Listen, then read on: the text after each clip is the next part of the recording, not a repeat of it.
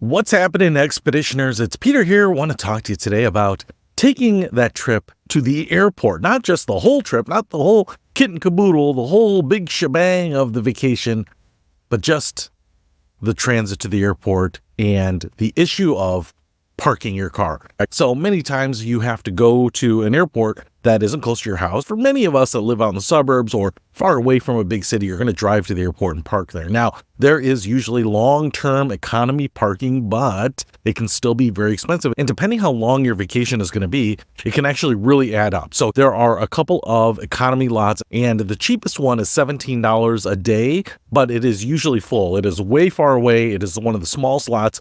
But most of the economy parking is about $27 to $30 a day once you add in all the taxes. So let's say you're going out of town for a week. That's going to be $210 plus taxes of economy parking. And if you want to park in one of the attached lots and not take a tram, you're going to be looking at $59, $60 a day. So multiply that times a week. That's $420 plus tax for parking your car. And God knows if you go on a vacation that's going to be 2 or 3 weeks, you could pay $1,200 for parking at the airport. So you're probably wondering, Pete, how can I get to the airport? How can I drive there? Especially if I live an hour away from a big airport, an hour and a half, you have to drive. Where can I park my car so that it won't cost me an arm and a leg? So that parking at the airport isn't actually one of the biggest expenses of my vacation. And the answer is off-site parking. Now I did this most recently on a trip where we were going to fly out and actually stay at a friend's house. And so we were allowed to stay there the whole month because no one was going to be using it. And so I thought, man, if I go and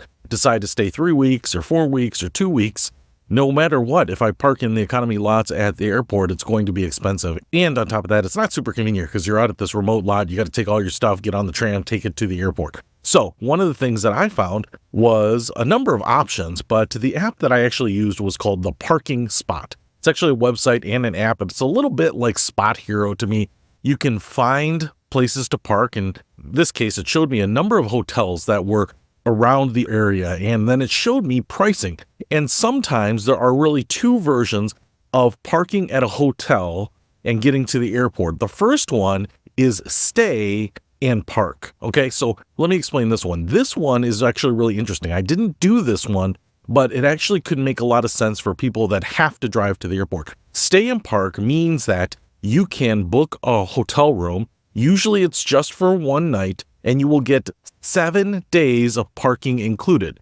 Usually, from what I've seen, to add on additional parking is anywhere from $5 to $20 per day. So let's say you're going to be gone 10 days, you would add on a few days to the 7 days that you are already getting included with your room. Now, what's interesting here is that I saw rooms that were anywhere from $59 a night to about $139 a night, and they were pretty close to the airport. So what you would do is you would book that room, and then you can crash there, enjoy your evening at the hotel, and then you would get up in the morning, pack up, take the shuttle to the airport, and then when you're done with your trip, take that shuttle back to the airport, get in your car, and leave. Now, if you are anywhere from an hour to an hour and a half or a few hours away from an airport, I think this makes a ton of sense because you might have a flight where you don't want to miss it. You don't want to have to be on the road for a few hours and worry about a traffic jam or a flat tire or a delay or gas or congestion around the airport. You want to just be able to wake up and say, hey, we're only a few miles away from the airport here. I can get on that shuttle, can make sure I'm there on time. You have a nice leisurely start to your morning. Maybe get a free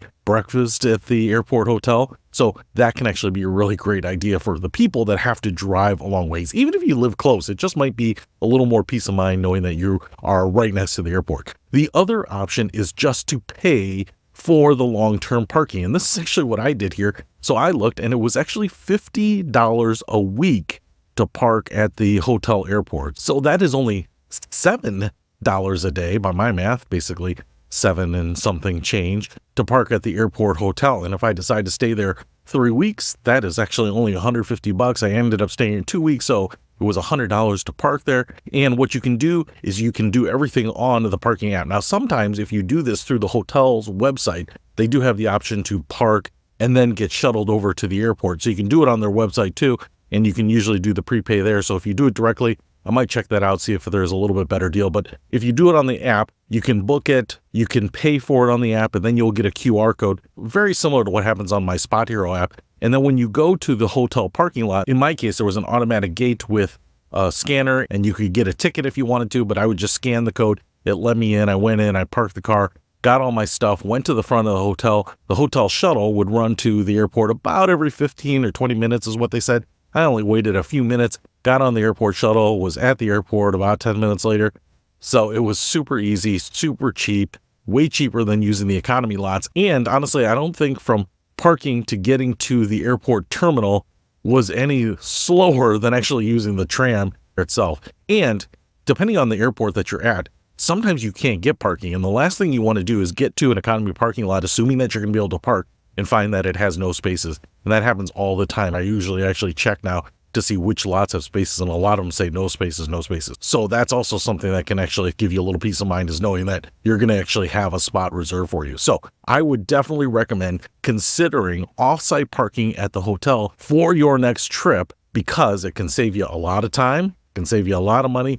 It can actually be a nice peaceful way to transition from your normal life to a hotel room to a flight. So it can make your trip a little more enjoyable and stress-free, and keep that money in your pocket. So hopefully that helps. I'll see you later.